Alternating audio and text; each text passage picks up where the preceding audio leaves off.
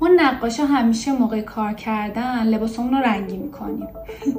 منم گفتم حالا که روی این تیشرت هم 2 لکه رنگ افتاده، چرا روشون نقاشی نکشم و تبدیلشون نکنم به یه اثر هنری.